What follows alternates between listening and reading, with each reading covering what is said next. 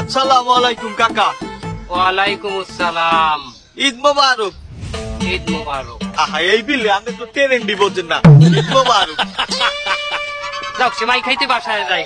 কাকু হনেন এই আপনাকে মধ্যে দেখি এই বকশিস দেওয়ার প্রথাটা উঠে গেছে। এটা আমার বাপ আমার দাদাই বকশিস দিতে দিতেই খরাতি হয়েছে। ঠিক আছে, কত কত লাগবে কত হন 100 টাকার কস করছে নোট আনছি পেটা 2000 পিস নে যা। আরে কাকা আপনি যে কায়দায় ভাব লইয়া উঠাইলেন মানি ব্যাগটা, হ্যাঁ তো আপনি ওই পর্যন্ত যাইতেলেন না, হ্যাঁ আগেই ফলপ খাইয়ে গেলেন। আজকালকে কাগজের ঠা চলে, এই এখন কি পলিটিনের নোটও বাইরেছে? আমি কইতে চাইছি আজকালকে টাহা কি মাইছে হাতে নেয়? হাতে নেয় না, তার তোর টাহা কনে দিতে হইবে আমার ক, আমি টাহাইন দিমু। এই আপনি মিয়া সব কথা বেলাইনে লইয়াছেন। আমি কইতে চাইছি আজকালকে মানুষ এইসব এই নোট ফোট নেয় না, পকেটে টাহা রাখে।